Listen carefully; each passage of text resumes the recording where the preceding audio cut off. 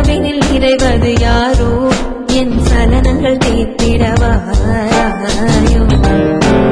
ஏனோ என் இரவுகள் வீழ்வது ஏனோ ஒரு பகல் என சுடுவது ஏனோ என் தனிமையின் அவஸ்தைகள் தீராதோ காதல் தர நெஞ்சம் கட்டி இருக்கு காதலிக்க அங்கு நிறமில்லையா இலையை போல் என் இதயம் தவறி விழுதே என்னை தேடி காதல் என்ற வார்த்தை அனுப்பு உன்னை தேடி வாழ்வின் மொத்த அர்த்தம் தருவேன் செல்லரிக்கும் தனிமையில் செத்துவிடும் முன் செய்தி அனுப்பு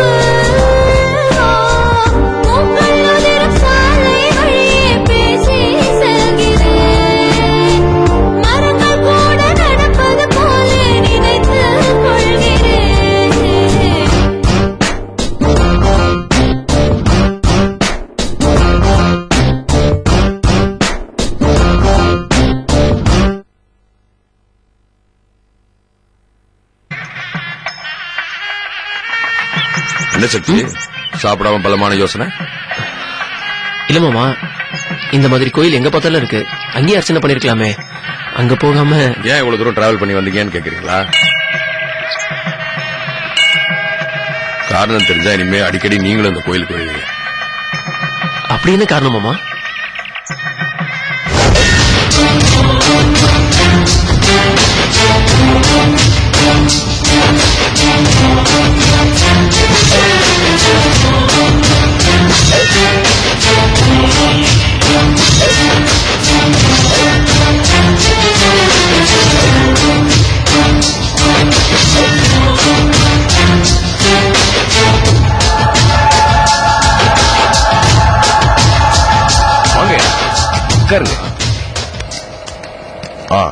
நீங்க அந்த கோவிந்த கேஸ் ஃபைல் எல்லாம் சரியா இருக்கான்னு பார்த்து ரெடி பண்ணி வைங்க, நான் வந்து பாக்குறேன். போங்க. என்னையா வாய்தா இல்லாம வந்திருக்கீங்க? என்ன கோர்ட்டு பாஷையிலே வர வைக்கிறீங்க? அப்புறம் நம்ம வழக்கு நிலைமெல்லாம் எப்படி இருக்கு? அதுக்காகவா இவ்வளவு தூரம் வந்திருக்கீங்க? போன்லயே கேட்டிருக்கலாமே. இல்ல, சென்னையில முக்கியமான ஒரு ஜோலி இருந்துச்சு, அதான் அப்படியே உங்களை பார்த்து வழக்கு என்னாச்சுன்னு கேட்டு போலான்னு வந்தேன். நீங்க எதுக்கும் பயப்படாதீங்க, நான் பாத்துக்கிறேன்.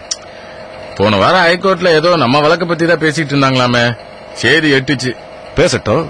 நியாயமா பார்த்தா எஃப்ஐஆரே போட்டிருக்க கூடாது. போலீஸ் அவங்க பக்கம் சாஞ்சிட்டாங்க. 2 செக்ஷன்ல எஃப்ஐஆர் போட்டிருக்காங்க. ரெண்டுமே ரொம்ப மோசமான செக்ஷன். அப்போ பிரச்சனைன்னு சொல்லுறீங்களா? அதெல்லாம் ஒண்ணு இல்லைங்கய்யா. ஃபர்ஸ்ட் ஹியரிங்லயே சாட்சி எல்லாம் எஸ்சில் ஆயிடுச்சு, அதனால கொஞ்சம் வீக்கா தான் இருக்கு. அது மட்டும் இல்ல, ஜட்ஜு நம்மூர் பக்கம் தான், உங்களை பத்தி ரொம்ப நல்லாவே தெரியும். நீங்க எதுக்கும் கவலைப்படாதீங்க, சரியா? அண்ணே, நல்ல நேரம் நெருங்கிட்டு இருக்கு. என்ன செல்வம், அண்ணன் காதை கடிக்கிறீங்க? ஐபிசில ஏதாவது ஐடியா கொடுக்கறீங்களா? அதெல்லாம் ஒண்ணு இல்ல வக்கீல் சார், சக்தி தம்பிக்கு பொண்ணு பார்க்க போறோம். ரொம்ப சந்தோஷமான விஷயமாச்சே. ஐயா, நீங்க போய் முதல்ல அந்த வேலையை பாருங்க, இதெல்லாம் நான் பாத்துக்கிறேன். இல்ல, வில்லங்க எதுவும் இல்லாம பாத்துக்கோ, பணத்தை பத்தி கவலைப்படாதீங்க. அதெல்லாம் நீங்க கிட்ட சொல்லணுமா? முருகவேல் பாண்டி ஐயா வழக்கு முடிஞ்சிச்சுன்னு நினைச்சுக்குங்க. நினைக்கிறது என்ன, முடிவே பண்ணிடுங்க. அப்ப வாங்க.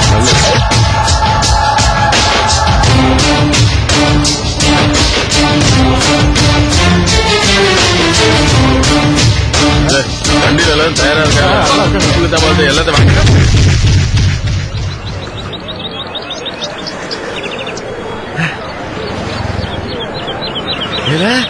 சந்திர சந்திர எப்படி இருக்க? நான் நல்லா இருக்கேன்ல, நீ எப்படி இருக்க? நான் நல்லா தான் இருக்கேன். எனக்கு என்ன, எப்படி இருக்க செல்வா? நல்லா இருக்கேன். எவ்வளவு நாள் கழிச்சு உன்னை பாக்குறேன், ரொம்ப சந்தோஷமா இருக்கடா. எனக்கும் சந்தோஷமா இருக்குல்ல. கடைசியா என் கல்யாணத்துல பார்த்தோம்ல, இல்ல அதுக்கப்புறம் ஊர் பக்கமே வரல. நீங்க எல்லாரையும் மறந்துட்டீங்களா? உன்னையும் சுப்பையா படத்தையும் மறக்க முடியுமா? உன்னெல்லாம் நினைக்காத நானே இல்லடா, ஏதோ சூழ்நிலை உங்களெல்லாம் பார்க்க முடியாம போச்சு. சரி சரி, அதெல்லாம் விடுறா. ஒரு பொழுது பிரியாம ஒன்னா சுத்தி தெரிஞ்சுக்கிட்டு இருந்தோம், திடீர்னு நமக்குள்ள தொடர்பே இல்லாம போச்சு. எல்லாம் அந்த விதியோட விளையாட்டு. எங்க நான் உன்னை சந்திப்பனோ சந்திக்க மாட்டேனோன்னு நினைச்சுக்கிட்டு இருந்தேன். எல்லாம் அந்த நெல்லையப்பர் அருளால உன்னை மறுபடியும் சந்திச்சிட்டேன். ஆமா, என்ன இந்த கோர்ட்டு பக்கம்? நம்ம பிசினஸ் அப்படி லேண்ட் விஷயமா அடிக்கடி அட்வொகேட்டை பார்க்க வருவேன். ஆமா, தென்காசி தேவர் எதுக்கு ஹைகோர்ட் வரல வந்திருக்கீங்க? ஏலேய், உனக்கு இன்னும் அந்த நையாண்டி போல ஒண்ணும் இல்ல. நம்ம ஊர்ல ஒரு சின்ன பிரச்சனை, அதான் வக்கீல பாத்துட்டு போலாம்னு வந்தேன். அண்ணா நல்ல நேரம் முடிவுக்குள்ள கிளம்பலாண்ணே. சரி சரி வாழ. டேய் நீ தான் எங்க வீட்டுக்கு வரணும். நீ என்ன எங்க கூப்பிடுற? அவன் நம்ம சத்திக்கு சென்னையில பொண்ணு பாத்திருக்கேன். இன்னைக்குதான் உப்பு தாமலை மாத்தலாம்னு இருக்கோம். நல்லதா போச்சு, ஒன்னு இன்னைக்கு பாத்துட்டேன். நீ தானே என் கல்யாணத்தை நடத்தி வச்ச. இந்த உப்பு தாம்பாலத்துக்கு நீ என் கூட இருந்தேன்னா சந்தோஷமா இருக்கும். ரொம்ப சந்தோஷம். டேய் இருடா, உனக்கு அறிவு இருக்கா? நல்ல காரியத்துக்கு வந்துட்டு இங்க வந்து நின்று இருக்க. தங்கச்சில எங்க? அவங்க எல்லாம் வண்டியில உட்கார்ந்து இருக்காங்க. அப்படியா?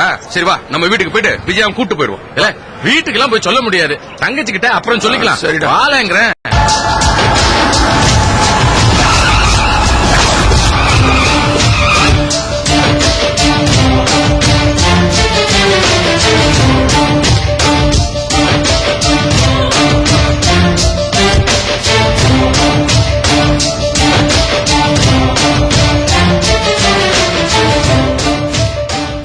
வாங்க வாங்க வாங்க வாங்க எல்லாரும் வாங்க. சொன்ன நேரத்துக்கு சரியா வந்துட்டீங்க. சரியா சொன்னீங்க. சொன்ன நேரத்தையும் கொடுத்த வாக்கையும் காப்பாத்துறவர்களை கண்ண. ஊருக்கே தலைவராச்சு இல்ல, அப்படிதான் இருப்பாரு. உட்காருங்க உட்காருங்க. உட்காருங்க. வாங்க வைங்க. இப்படி உட்காரு.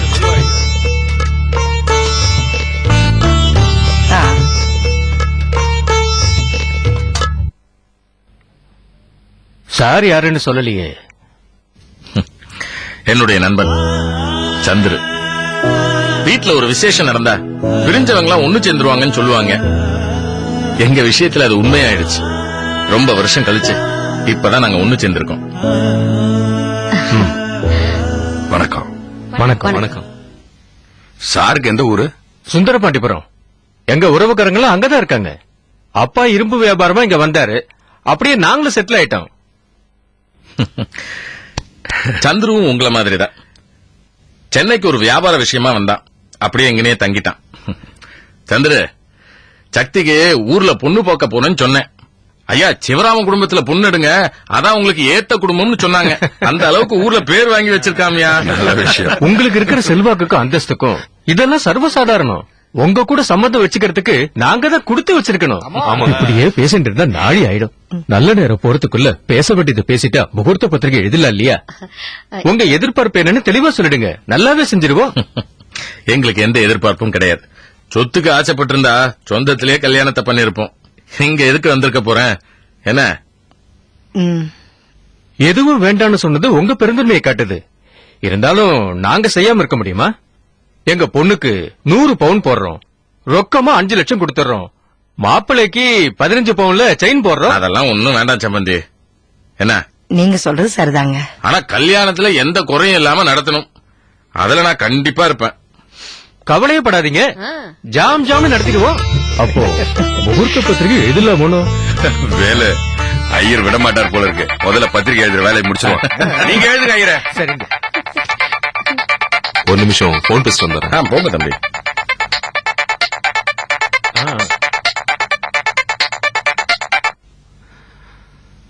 சொல்லுங்க.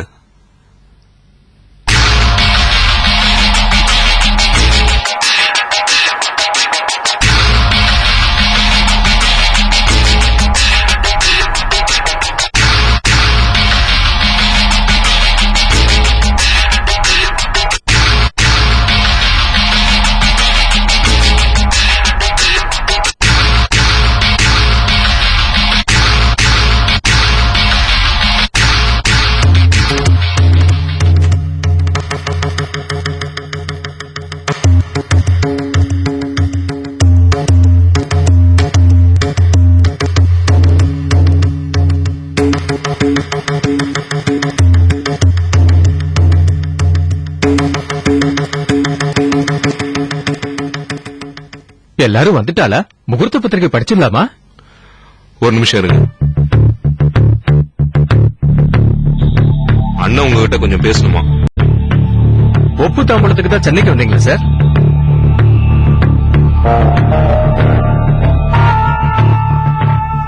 என்னங்க வாய் நிறைய சம்பந்தின்னு கூப்பிட்டீங்க, இப்ப திடீர்னு சாருன்னு கூப்பிடுறீங்க? சூழ்நிலை மாறிச்சுன்னா எல்லாம் மாற வேண்டியதாங்க. முதல்ல அண்ணன் கேக்குறதுக்கு பதில் சொல்லுங்க. எங்க வீட்டுக்கு சந்திர, வழக்கு வச்சமா ஹைகோர்ட்ல வக்கீல பாத்துட்டு தான் வரேன். அதுக்கும் இதுக்கும் என்ன சம்பந்தம்? இந்த விஷயத்தை ஏங்க நீங்க முன்னாடியே சொல்லல? இதுல சொல்றதுக்கு என்ன இருக்கு? நமக்கு வெட்டு குத்து பஞ்சாயத்து கேஸ் எல்லாம் நமக்கு ஒண்ணும் புதுசு இல்லையே. எங்களுக்கு புதுசுதாங்க. கொலை கேஸ் கோர்ட்டு போறதெல்லாம் உங்களுக்கு பழக்கமா இருக்கலாம், ஆனா என் குடும்பத்துல அப்படி கிடையாது. ஏங்க முருகவேல் பரம்பரையா சார் சும்மா நிறுத்துங்க சார். முருகவேலை பிடிச்சி உள்ள போடுன்னு கோர்ட்டே வாரண்ட் போட்டுடுச்சு. பெருசா பரம்பரை பத்தி பேச மாட்டீங்க.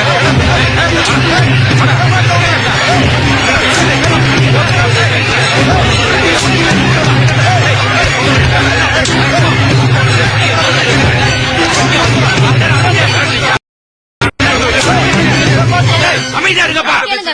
அமைதியா இருங்க. சும்மா இரு. தயவுசெய்து விடுங்க.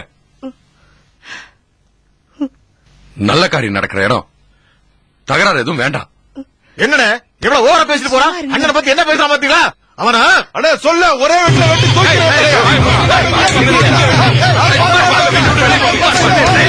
தயவுசெய்து அமைதியா இருங்க. நீ சும்மா இரு. போதும், நம்மளா வெளியில இருப்போம். கூட்டம் கூடி பேசினா பிரச்சனை அதிகமா தான் ஆகும். அவங்க 2 பேரும் பேசி முடிக்கட்டும். செல்வம் வா, வெளியில போலாம். போங்கண்ணே. நீங்களும் வாங்க சார். ஆமா. போங்க. சந்திர நீ இரு. கண்ணா நீ இரு. தம்பி நீங்க வாங்க.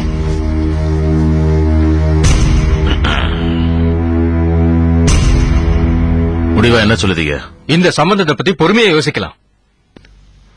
ஆனா இதுல யோசிக்கிறதுக்கு ஒண்ணு இல்ல. இங்க பாருங்க, கொலைக்கார குடும்பத்துல எங்க பொண்ணு கொடுத்துட்டு எங்களால நிம்மதியா இருக்க முடியாது.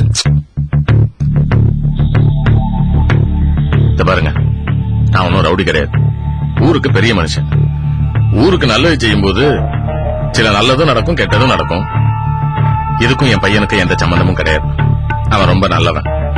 அவனை இதுல சம்பந்தப்படுத்தி இந்த சம்பந்தத்தை நிறுத்திடாதீங்க. இங்க பாருங்க, நீங்க செஞ்ச என்ன, உங்க புள்ள செஞ்ச என்ன, எல்லாம் ஒண்ணுதானே. உங்க பையன் உங்களுக்காக கோர்ட்டு கேஸ் அலைஞ்சிட்டு இருப்பான். எங்க பொண்ணு அந்த வீட்டுல எப்படிங்க நிம்மதியா இருக்க முடியும்? என்ன காலம் முழுக்க கண்ணீர் விட சொல்றீங்களா? தம்பி, இப்ப மட்டும் இல்ல, வேலு எப்பயுமே ஜெயிலுக்கு போக மாட்டான்.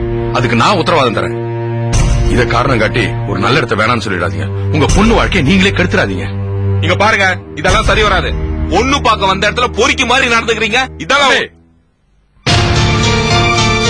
வார்த்தையை யோசிச்சு பேசுங்க. இவ்வளவு நடந்ததுக்கு அப்புறம் அவன் அமைதியா இருக்கான்னா அதுக்கு காரணம் உங்க குடும்பத்துல அவன் சம்பந்தம் வைக்கணும்னு ஆசைப்பட்டதுனாலதான்.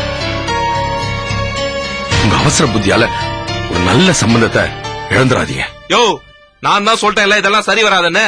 நீ என்னமோ இந்த கல்யாணம் நடக்க தலையில நிக்கிற. நீ என்ன ஃப்ரெண்டா புரோக்கராயா? வாய மூடா. புலி போட்டுருவோம், புலி. யார பார்த்து என்ன வார்த்தையில பேசுற? பொண்ணு கொடுக்கறேன்னு சொல்லி பொறுமையா உட்கார்ந்து என்ன வேணாலும் பேசுவீங்களா? இப்ப சொல்றோம்ல, நீயே வந்து என் காலில் விழுந்து உன் பொண்ணை கொடுக்கறேன்னு சொன்னாலும் உன் பொண்ணு எனக்கு தேவையில்ல. வாய மூடி சும்மா. என்ன வார்த்தை பேசுறாங்க? இவன் சொன்ன ஒரே வார்த்தை கேட்க பொறுமையா இருக்க. இவனைய பேசிட்டு தெரியுறாங்க. இவன் பொண்ணு எனக்கு. கொஞ்சம் நேரம் பாரு. ஒரு நிமிஷம் அமைதியா இருங்க. என்னங்க இருவில்லை. என்னங்க நீங்க என்னங்க இதெல்லாம்? இப்படி கோவப்படுறீங்க? கொஞ்சம் பொறுமையா இருங்க. அவசரப்பட்டு எந்த முடிவும் எடுக்காதீங்க. இது உங்க பொண்ணு வாழ்க்கை சம்பந்தப்பட்ட விஷயம். நான் சொல்றது கொஞ்சம் தயவு செய்து. என்னல பேசிட்டு தெரிய? பொண்ணே வேண்டாம் இவங்கிட்ட என்ன பேசிட்டு இருக்க? பெரிய பொண்ணை பெற்று வச்சிருக்கான். சரி போங்கயா.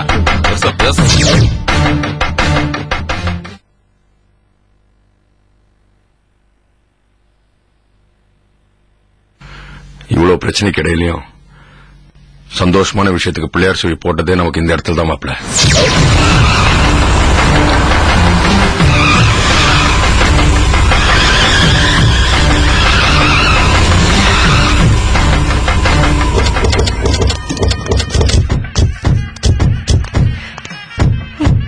கோவப்படுறதுக்கு ஒரு விவசாய வேணா? என் பிள்ளைக்கு ஒரு நல்ல பொண்ணு அமைதேன்னு சந்தோஷப்பட்டேன். அம்புட்டையும் இவர் கோவத்தால கெடுத்துட்டாரு இந்த மனுஷன். எத்தனை தடவை சொல்றது? சும்மா என்ன பேசுறதே. வேலு, எதுக்கு இப்ப தங்கச்சி மேல கோச்சுக்கிற? நீ சுமாரு மா, அந்த அம்மன் மேல எல்லா பாரத்தையும் போட்டுருமா. அவ பாத்துப்பா. நீ போ. சரி வாங்க. வாங்க போலாம். எல்லாம் இவர் விடுங்க. கோவம். அது என்ன என்ன பண்றது? ஆமா. நல்ல டேய் வேலு, நீ வாடா போலாம். இல்லடா, நீ போய் சாமி கும்பிட்டு வா. நான் இங்கனே இருக்கேன். டேய், கோயிலுக்கு வந்து உன் கோவம் குறையிலையா? கோவம் இல்லடா, கோவம் இல்ல, வேதனால. ஊர்க்காரங்களை பத்தி உனக்கு தெரியும்ல, உடம்புல பட்ட காயத்தை கூட மறந்துருவாங்க. ஆனா மனசுல பட்ட காயத்தை பேஸ்ல மறக்க மாட்டாங்க. டேய், என்னாச்சுடா உனக்கு? காயம் அது இதுன்னு உன்னைய நீ கஷ்டப்படுத்திக்கிற? இல்ல சந்துரு, என் பலம் பலவீனம் இது ரெண்டுமே என் புள்ளதாண்டா. என்னால என் புள்ளையோட நிச்சயம் நின்னு போச்சு. இல்ல, வெட்டு குத்துன்றது என்னுடைய பிரச்சனை. இதுல எதுக்கு தேவையில்லாம அவனை இழுத்துக்கிட்டு? இல்ல சந்துரு, என் புள்ள மேல நான் எவ்வளவு பாசமா இருப்பேன். என் புள்ளதான் எனக்கு உயிர்றா. என் மருமக பிள்ளைய மட்டும் நான் விட்டுருவேனா? இல்ல, அவன் மேல ஒரு தூசு கூட படாம நான் பாத்துப்பல. ஆனா அந்த முட்டா புரிஞ்சுக்க மாட்டேன்றாங்களே. டேய் விடுறா, அதையே நினைச்சு ஏன் புலம்பிட்டு இருக்க? உன் குடும்பத்தை சம்பந்தம் பண்றதுக்கு அவங்களுக்கு கொடுத்து வைக்கல. இல்ல, என்ன முருகவேல் பாண்டியனுக்கு கொடுத்ததாலே பழக்கம். என்கிட்ட வந்து யாரு எது கேட்டாலும் இது வரைக்கும் இல்லன்னு சொன்னதில்லை. ஆனா எனக்காக இது வரைக்கும் யாருக்கிட்டையும் போய் கையேந்தினது இல்லல. முதல் முறையா என் பையனுக்காக போய் நான் கையேந்தனல இல்லன்னு சொல்லிட்டாங்க. என்னடா நீ, இதோட எல்லாம் முடிஞ்சு போச்சா என்ன? உன் பிள்ளைக்கு இந்த பொண்ணு இல்லனா ஊர்ல 1000 பொண்ணு இருக்குடா. நமக்கு ஒரு விஷயம் கிடைக்கலனா அதை விட இன்னொரு நல்ல விஷயம் கிடைக்கும்டா. இல்ல, அந்த வார்த்தையை சொல்லி நான் வேணால என்ன சமாதானப்படுத்திக்கலாம். ஆனா ஊருக்குள்ள போய் காலை வச்சதும் தேதி குறிச்சாச்சான்ற முதல் கேள்வியை தான் கேட்பாங்க. அவங்க கிட்ட நான் என்ன பதில் சொல்லுவேன்? முருகவேல் குடும்பத்துக்கு பொண்ணு கொடுக்க மாட்டேன்னு சொல்லிட்டாங்கன்னு சொல்ல சொல்லுதியா? இதுக்கு நான் ஆண்டுகிட்டு செத்து போயிடலாம்ல. டேய், என்னடா என்ன நம்ம பைத்தியக்கார மாதிரி பேசிக்கிட்டு. ச்சே. இப்ப என்ன, உன் பிள்ளைக்கு கல்யாணம் நடக்கணும் அவ்வளவுதானே? உன் பையனுக்கு ஒரு பொண்ணு வேணும். நான் தரேன்டா என் பொண்ணு.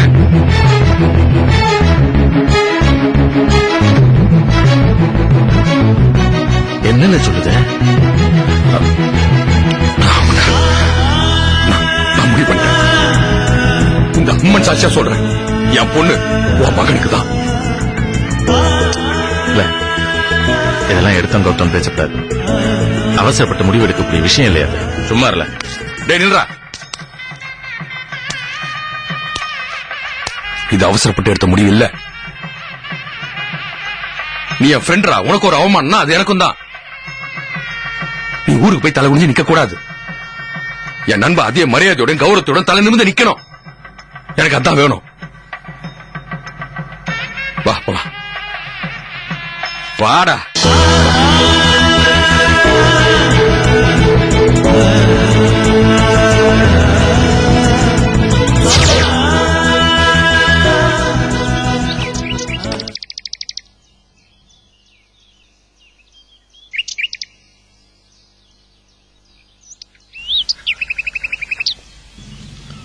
மாமா, என்ன சொல்றதுன்னு தெரியல. என்னை பத்தி எதுவுமே தெரியாம எப்படி மாமா உங்க பொண்ணு லைஃப்ல இப்படி முடிவு எடுத்தீங்க? எனக்கு என் ஃப்ரெண்ட பத்தி நல்லா தெரியுமே. அவனுடைய பையன் கண்டிப்பா தப்பா இருக்க மாட்டான். அது மட்டும் இல்ல, அந்த நேரத்துல எதையுமே யோசிக்க தோணல. எனக்கு இருந்த ஒரே ஞாபகம் என் ஃப்ரெண்டு அவமானத்தோட ஊருக்கு போக கூடாதுங்கிறது தான். அதனாலதான் உங்களையும் என் பொண்ணையும் கேட்காம இப்படி ஒரு முடிவு எடுக்க வேண்டியதா போச்சு. அதுக்காக என் பொண்ணுகிட்ட நான் மன்னிப்பு கேட்டேன். இப்ப உங்ககிட்ட மன்னிப்பு கேட்டுக்கிறேன். என்ன மாமா இது? எங்க அப்பாவோட மனதை காப்பாத்துறதுக்காக யாருமே எடுக்காத ஒரு முடிவை நீங்க எடுத்திருக்கீங்க. அதுக்காக நான் மட்டும் இல்ல மாமா, எங்க குடும்பமே ஒரு கடன் பட்டிருக்க. என்ன சக்தி பெரிய பெரிய வார்த்தையெல்லாம் பேசிக்கிட்டு? எனக்கு இருந்த ஒரே உறுத்தல் உங்க 2 பேர் மனசும் ஒத்து போகுமாங்கிறது தான். இப்போ உங்க 2 பேர் மனசும் ஒத்து போகுதுன்னு தெரிஞ்சப்புறம் எனக்கு ரொம்ப சந்தோஷமா இருக்கு. இல்ல மாமா, இப்படி ஒரு குடும்பத்துல மறுமணம் வர்றதுக்கு நான் தான் சந்தோஷப்படணும், பெருமைப்படணும்.